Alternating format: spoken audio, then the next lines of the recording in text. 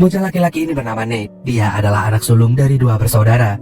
Dia punya adik laki-laki yang masih SD dan ibunya hanyalah seorang pelayan di sebuah kedai kopi. Oleh karena itu, Nate bekerja keras untuk memenuhi kebutuhan hidup keluarganya. Meskipun ibunya tidak menuntut apapun, tapi Nate menyayangi sang ibu dan ingin meringankan beban hidupnya. Makanya Nate mengajak Topper, sahabatnya, untuk melakukan pekerjaan sampingan sebagai pengedar narkoboy. Jadi pagi ini, Nate mengajak Topper menemui Brandon, seorang pengedar yang telah memiliki banyak anak buah. Brandon terkenal punya banyak jaringan dan kolega dalam bisnis ini. Sayangnya, Brandon bukanlah orang yang ramah. Apalagi kalau bertemu dengan orang lain yang rasis padanya karena dia merupakan anak adopsi. Itu akan membuat Brandon begitu marah. Sebenarnya ini juga kesalahan Nate yang suka bercanda berlebihan. Sehingga bukannya mendapat respek dari Brandon, sekarang Nate justru diusir dari sana. Sebenarnya Nate ini sudah memiliki pekerjaan sebagai seorang pengantar pizza. Namun karena ia tumbuh di lingkungan para konsumen narkoboy, Nate yakin kalau bisnis ini akan memberinya banyak keuntungan. Dan hampir setiap malam Nate memikirkan cara untuk mendapatkan jaringan narkoboy supaya dia bisa menembus jaringan bisnis itu. Hingga akhirnya ia pun menemukan seseorang yang katanya merupakan distributor bernama Joseph Loya. Maka keesokan harinya Nate pun mendatangi kantor Joseph. Tapi supaya identitasnya tidak dikenali, Nate menggunakan topeng di seluruh wajahnya. Hal ini menunjukkan bahwa Nate baru pertama kali menjalankan bisnis ini. Oleh karena itu, Joseph sebenarnya gak yakin dengan kemampuan Nate karena pekerjaan ini sangatlah berbahaya. Namun supaya Joseph mempercayainya, Nate pun mengaku bahwa dia tidak akan menjualnya sendiri. Dia akan ngajakin temannya untuk menemukan para konsumen baru yang bisa menjadi pelanggan mereka. Tapi Joseph berkata kalau Nate setidaknya harus punya jaminan. Karena kalau ia tertangkap, ia membutuhkan rencana cadangan seperti rumah pelarian. Karena di dalam bisnis ini, hal tersulit bukanlah menjual barangnya, melainkan kalau mereka ketahuan oleh pihak berwajib. Akhirnya, Nate pun berpikir dan berandai-andai bersama Topper. Sejauh ini, Nate tahu kalau kota mereka berbatasan langsung dengan Kanada. Tapi mereka tidak mungkin melintasi perbatasan Kanada dan Amerika sambil membawa barang haram itu. Namun Nate punya ide, tempat tinggalnya memang berbatasan dengan Kanada, tapi mereka bisa melewati jalur lain tanpa harus melewati bagian imigrasi, yaitu hutan yang terletak di antara Amerika dengan Kanada. Oleh karena itu, esok harinya Nate dan Topper pun mencoba melintasi hutan perbatasan itu. Awalnya Nate mengira mereka akan berhadapan dengan tentara atau ranjau di hutan tersebut, tapi ternyata tidak ada apapun di sana, sehingga mereka bisa bebas melintasi perbatasan itu tanpa ketahuan. Namun meskipun baru pertama kali melakukannya, untungnya Topper membawa kompas yang bisa menuntun mereka menuju jalan raya. Beberapa jam kemudian mereka pun menyadari jika telah melintasi Amerika dan sudah berada di Kanada. Mereka pun merasa senang karena misi pertama mereka telah berhasil dilewati. Langkah selanjutnya adalah mencari mobil yang akan digunakan untuk berkeliling di Kanada. Mereka pun menemukan mobil murah dan akhirnya memberanikan diri memasuki wilayah Kanada. Namun karena baru pertama kali pergi ke Kanada dengan niat tersembunyi, Nate dan Topper pun diam-diam merasa gugup. Mereka takut dicurigai oleh petugas imigrasi. Awalnya Topper mengaku kalau mereka pergi ke Kanada untuk bertemu dengan teman lama mereka yang tinggal di sana. Dan beberapa saat kemudian pemeriksaan itu pun lancar. Tapi tiba-tiba Nate bercanda mengenai narkoboy yang membuat petugas imigrasi menganggap itu serius. Akhirnya mereka harus menjalani pemeriksaan kedua. Namun saat pemeriksaan ini berlangsung, Nate dan Topper bisa lolos karena petugas tidak menemukan sesuatu yang mencurigakan. Setelah itu, mereka berdua pun langsung menuju tempat yang sudah mereka rencanakan. Ternyata Nate dan Topper pergi ke sebuah tempat yang menjual berbagai jenis obat terlarang. Penjualnya pun menyambut mereka dengan ramah dan menawarkan produk terbaik mereka, hingga Nate berniat untuk membelinya dalam jumlah banyak. Akan tetapi penjual tersebut ternyata tidak menerima grosir. Ia hanya menjual secara eceran dan biasanya langsung dijual pada para konsumen. Tapi sebelum Nate dan Topper pergi, tiba-tiba ada seseorang yang mendatangi mereka dan berkata kalau tempat itu telah diawasi. Makanya mereka harus berhati-hati dan akhirnya mereka pun dibawa ke tempat lain. Orang itu ternyata menjual narkoboy kering dan sayangnya karena Nate dan Topper belum berpengalaman soal ini, mereka tetap membelinya meskipun kualitasnya begitu rendah. Tapi sekarang Nate dan Topper harus berpisah dan Topperlah yang diminta melintasi hutan kembali sambil membawa barang tersebut. Namun keduanya berdebat karena membawa barang itu sebenarnya membahayakan. Apalagi keduanya baru pertama kali melintasi hutan ini dan tidak menjamin akan bisa kembali lagi dengan selamat. Tapi di sisi lain, membawa barang dan melintasi bagian imigrasi juga sama saja cari perkara. Oleh karena itu, Nate pun tetap memaksa Topper untuk pergi ke hutan dan ia berjanji akan menjemput Topper 3 jam kemudian. Mereka bahkan membawa alat komunikasi supaya bisa saling terhubung jika lokasinya sudah dekat. Setelah perdebatan yang cukup alot itu, mereka pun akhirnya berpisah. Nate kemudian melewati bagian imigrasi dan petugas di sana menanyakan Topper, tapi Nate berbohong kalau Topper memilih menginap di Kanada. Namun selebihnya Nate bisa melewati perbatasan dengan lancar. Namun nasib baik Nate berbeda dengan Topper yang kebingungan saat berada di hutan. Berkali-kali ia tersesat dan justru kembali ke Kanada. Sampai akhirnya ia berhasil menemukan jalan pulang, tapi alat komunikasinya justru terhubung dengan frekuensi lain. Hal itu membuat Topper merasa panik, tapi untungnya Nate berhasil menemukan Topper dan akhirnya mereka pun bisa kembali bersama. Dan dalam waktu singkat mereka pun berhasil menjualkannya dan mendapat keuntungan yang berlimpah. Bahkan mereka mulai dibanjiri pesanan. Dan oleh karena itu Nate dan Topper pun merencanakan perjalanan kedua mereka. Tapi kali ini mereka dicurigai oleh polisi Kanada yang ditugaskan di pinggir jalan. Awalnya Nate mengira kalau mereka akan ditangkap karena ketahuan mengedarkan barang haram. Namun ternyata polisi tersebut hanya memberikan surat tilang karena Topper tidak memakai sabuk pengaman. Setelah itu polisi tersebut pun menanyakan tujuan mereka ke Kanada dan Topper berbohong kalau ingin pergi ke Creston, yaitu sebuah daerah di pedalaman Kanada. Dan polisi tersebut justru memberitahu wilayah penghasil tanaman ajaib terbaik di Kanada adalah di Nelson. Hal itu membuat Topper dan Nate merasa sangat senang karena tidak menyangka kalau polisi Kanada malah memberitahu mereka tentang rahasia ini. Dan gak lama kemudian Nate dan Topper sudah sampai di Nelson. Mereka pun beristirahat sebentar untuk ngisi bensin, sampai Topper justru bertemu dengan seorang gadis yang menarik perhatiannya. Topper kemudian berkenalan dengan gadis yang bernama Nicole itu. Dan tanpa disangka Nicole ternyata punya kebun tanaman ajaib di rumahnya, sehingga ia mengajak Nate dan Topper pergi ke sana. Maka Nate dan Topper pun berjalan mengikuti Nicole hingga mereka pun sampai di rumahnya, dan Nicole langsung mengenalkan dua teman barunya itu pada keluarganya. Ternyata ayah Nicole memiliki kebun khusus untuk merawat tanaman-tanaman ajaib itu. Ia bahkan mengembangkan beberapa jenis tanaman baru yang membuat orang teler dalam sekali pakai. Tentu saja tanaman ajaib itu bisa dijual dengan sangat mahal karena banyak orang yang mencarinya. Setelah itu ayah Nicole pun mengajukan penawaran. Karena ia memiliki tanaman terbaik, maka ia tidak mau jika Nate dan Topper hanya membelinya dalam jumlah sedikit.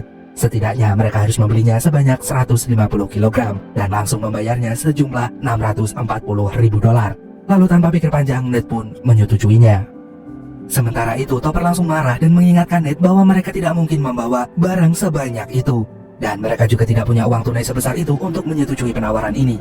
Akan tetapi Nate justru yakin kalau ia bisa mendapatkan hal tersebut. Ia berjanji akan memikirkan cara lain supaya transaksi ini bisa berjalan sukses. Sementara itu karena sudah malam, Nate dan Topper pun menginap di rumah Nicole. Sayangnya Nate gak bisa tidur, sedangkan Topper malah menghabiskan waktunya bersama Nicole. Dan oleh karena itu Nate pun memilih bekerja sendiri dan meninggalkan Topper di rumah Nicole. Dan diam-diam Nate pun mengambil sampel narkoboy, kemudian membungkusnya dan menelannya. Jadi pagi itu untuk pertama kalinya Nate melintasi perbatasan sambil membawa barang di tubuhnya. Dan tentu saja pemeriksaan itu lancar karena petugas tidak menemukan narkoboy di mobil maupun tubuhnya. Setelah itu Nate pun mendatangi Barry, mantan kolega Brendan yang juga memiliki banyak jaringan dalam bisnis ini. Namun untuk menemui Barry, Nate merasa sangat gugup. Tapi Nate berusaha menunjukkan keseriusannya di hadapan Barry dan berjanji bahwa ia tidak akan membohonginya. Akan tetapi karena Barry melihat Nate yang terlihat seperti anak culun, ia pun mengabaikan penawaran Nate. Tapi ternyata sudut pandang Barry berubah. Ia pun mengutus anak buahnya untuk memeriksa Nate dan memastikan latar belakang keluarga Nate. Dan 3 hari kemudian, Barry meminta Nate datang menemuinya. Di sini Barry menyampaikan bahwa banyak pesan untuk Nate. Intinya bisnis ini benar-benar berbahaya. Apalagi Barry telah menyelidiki keluarga Nate sehingga ia tahu kalau Nate punya adik laki-laki dan juga seorang ibu. Jadi jika Nate mengkhianati Barry, maka Nate juga akan kehilangan keluarganya itu. Namun karena Nate sekarang udah di posisi yang gak bisa mundur lagi, ia pun mau gak mau menyetujui kesepakatan ini. Setelah itu Nate membentuk tim yang berasal dari teman-temannya, dan tim inilah yang akan menyalurkan barang-barang itu dari Nicole dan menyebarkannya di Amerika. Nate menyebutnya sebagai tim pelari. Mereka bertugas menyeberangi hutan seperti yang selama ini Topper lakukan. Namun supaya mereka bisa menyeberangi hutan tersebut dengan aman, mereka berlatih lari di dalam hutan, bahkan menggunakan kostum khusus supaya bisa menyamar seperti semak-semak dalam hutan. Dan ternyata persiapan mereka selama ini gak sia-sia. Misi pertama Nate sebagai tim pun berhasil dan mereka menghasilkan untung yang begitu banyak. Dan sesuai janjinya, Nate memberikan $3.500 untuk masing-masing tim pelari. Ia juga mengajak mereka makan siang di restoran cepat saji. Setelah perayaan itu, Nate berpesan pada teman-temannya untuk merahasiakan hal ini. Tapi belum sampai pesta itu selesai, seorang bocah tahu-tahu meminta Topper untuk merekrutnya karena ia tahu kalau Topper dan teman-temannya ini adalah pengedar tanaman ajaib. Nate pun langsung marah dan ia pun kesal karena ia yakin ada salah satu temannya yang membocorkan pekerjaan ini. Dan kedua, ia juga kesal karena bocah tadi malah bertanya pada Topper. Padahal di sini Nate adalah dalang dari seluruh aksi yang mereka lakukan. Akhirnya Topper pun berusaha menenangkan Nate, tapi di sisi lain juga ia minta keuntungan lebih karena selama ini ia telah menemani Nate sebagai sahabatnya. Namun Nate juga mengingatkan Topper bahwa ia justru sibuk berpacaran sedangkan Nate bekerja sendirian. Hal ini pun membuat Topper semakin kesal dan mengancam meninggalkan Nate. Maka Nate pun memberi tawaran $7.000, tapi Topper meminta $10.000. Akhirnya, karena gak mau kehilangan sahabatnya, Nate pun mengabulkan permintaan itu. Karena sebenarnya keuntungan yang didapatkan oleh Nate jauh lebih banyak dari angka tersebut. Dan dalam waktu singkat, Nate berhasil membeli rumah baru untuk ibu dan juga adiknya. Ibu Nate pun merasa terkejut sekaligus bangga karena anak sulungnya berhasil membeli rumah. Akan tetapi adik Nate telah mendengar bahwa kakaknya ini terlibat dalam jaringan pengedar tanaman ajaib. Namun Nate berusaha menutupinya dan mengaku kalau ia bermain trading dan saham di Wall Street. Namun lagi-lagi ibu Nate tidak mempermasalahkan hal tersebut. Meskipun ia tahu kalau Nate berbohong, ibunya Nate tidak ingin bertanya lebih jauh tentang di mana anaknya bisa dapat uang sebanyak itu. Dan sejak saat itu, Nate dan teman-temannya pun sering menghabiskan waktunya untuk berpesta ria. Selain bekerja, mereka juga sering banget berfoya-foya. Karena sekarang pesanan mereka semakin banyak. Bahkan untuk menampung barang-barang itu mereka menyewa sebuah apartemen. Dari yang awalnya mengunjungi apartemen itu seminggu sekali, sampai akhirnya mereka ke sana setiap hari. Karena pesanan terus berdatangan dari semua penjuru negara. Makanya Nate pun semakin kaya raya dan semakin sering berpesta dan ia lupa kalau seharusnya ia merahasiakan kekayaannya atau hal ini bisa membuat orang lain curiga. Dan masalah pun datang ketika Brandon mengetahui Nate yang kini juga jadi pengedar. Ia marah karena merasa wilayah operasinya telah direbut oleh kelompoknya Nate. Oleh karena itu, suatu hari Brandon mendatangi rumah Nate yang sedang menggelar pesta dan melakukan serangan untuk mengacaukan pesta itu. Nate pun marah karena Brandon sudah berani menyerang rumahnya. Apalagi di sana Nate tinggal bersama ibu dan juga adiknya. Ia pun membalas serangan Brandon, namun sayangnya orang itu justru kabur dan membuat Nate semakin kesal. Setelah penyerangan itu, hubungan Nate dan Brandon semakin memanas. Di lain tempat, Brandon memanggil preman bayaran untuk menghabisi nyawa Nate dan juga Topper. Tapi dia membayar preman itu dengan harga rendah. Awalnya preman itu merasa kesal. Namun Brandon menjamin bahwa preman itu bisa menemukan uangnya Nate, atau setidaknya tanaman ajaib di rumahnya Nate. Jadi akhirnya sang preman pun bersedia menerima pekerjaan ini. Sementara itu, Nate yang ingin melindungi keluarga dan teman-temannya mengajak mereka tinggal di rumah Barry sebelum kondisinya benar-benar aman. Akan tetapi salah satu teman Nate yang bernama Skaz memilih tinggal di rumah Nate bersama pacarnya. Nate pun mengizinkannya selama tidak membuat keributan di sana. Tapi sialnya preman bayaran Brandon justru menemukan Skaz dan mengancamnya supaya mereka membawa Nate ke sana. Akan tetapi Skaz mengaku tidak tahu keberadaan Nate. Ia juga tidak tahu penyimpanan uang maupun narkoboy milik Nate karena ia bukanlah penghuni rumah tersebut. Tapi preman tersebut mengancam Skaz dan memintanya untuk bertemu dengan Nate sekarang juga. Akhirnya Skaz pun terpaksa mengikuti perintah preman itu. Tapi antara panik dan ingin berbohong, Skaz memberitahu sebuah rumah dan mengaku kalau itu adalah rumahnya Nate. Meskipun Skaz sendiri tidak yakin, namun preman itu tetap ke sana daripada tidak mendapatkan hasil sama sekali. Dan ternyata itu memang bukan rumahnya Nate. Mereka pun langsung kabur dari sana sebelum masalahnya semakin parah. Untungnya para preman tersebut membiarkan Skaz dan pacarnya pergi, sementara mereka kabur dari tempat itu. Esoknya Skaz pun menemui Nate dan menceritakan hal ini. Ia pun menuntut bayaran lebih tinggi karena telah menyelamatkan Nate. Begitu pula dengan para tim pelari yang mendapat serangan dari Brandon. Mereka menginginkan naik gaji dan akhirnya Nate pun menyetujuinya. Sementara itu, di lain tempat, Brandon marah-marah karena para preman itu gagal mendapatkan Nate. Namun di sisi lain, preman itu juga kesal kepada Brandon karena menganggapnya berbohong tentang uang simpanan Nate. Akhirnya, Brandon pun mengajak mereka ke hutan untuk mencari penyimpanan uang Nate. Tapi ternyata para preman tersebut justru berkhianat dan menghabisi Brandon hingga nggak bernyawa. 1 bulan kemudian, Brandon baru ditemukan dan langsung menjadi berita nasional. Kebetulan Nate dan teman-temannya menonton televisi dan mereka berkomentar kalau ini merupakan pertanda baik karena musuhnya udah nggak ada. Akan tetapi Topper curiga pada Nate dan ternyata Nate lah yang membayar para preman itu untuk menghabisi Brandon. Hal itu ia lakukan karena ia ingin balas dendam pada Brandon yang telah mengusik keluarganya.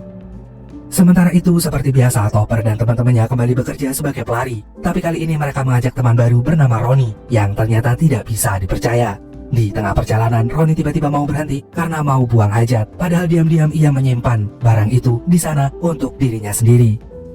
Karena setelah ia menyelesaikan pekerjaannya dengan Topper, Ronnie kembali lagi untuk mengambil barang ajaibnya tadi. Dan gara-gara hal inilah akhirnya polisi mencurigai Ronnie yang tiba-tiba datang dari tepi hutan.